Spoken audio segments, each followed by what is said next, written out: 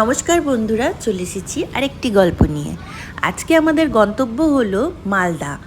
অনুশ্রীর একটি শো আছে, সেই উদ্দেশ্যে আমাদের যাওয়া।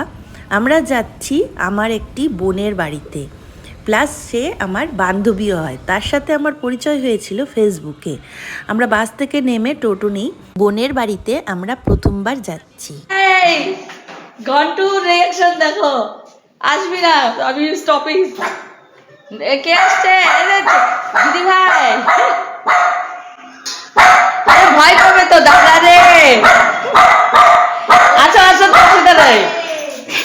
দাদা দাদা তোকে দেখে ভয় পায়। চলে আসো চলে আসো, তোমাকে না শিখিয়েছি ঘন্টু ঘন্টু বলবা।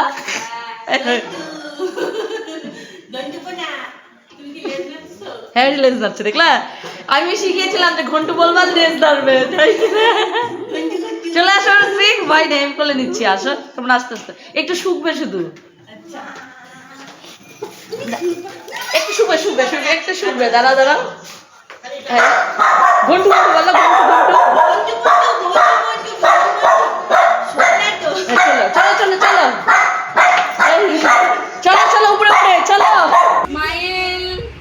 বাড়িতে ঢুকতেই যিনি আমাদেরকে ওয়েলকাম জানালেন তার নাম হলো সুন্দরী। হ্যাঁ হ্যাঁ, প্রথমে একটু ভুক ভুক করলো, তারপর দেখো না কি করছে সে। বাবারে বাবা, কি আদুরে কি আদুরে, সোনা একদম।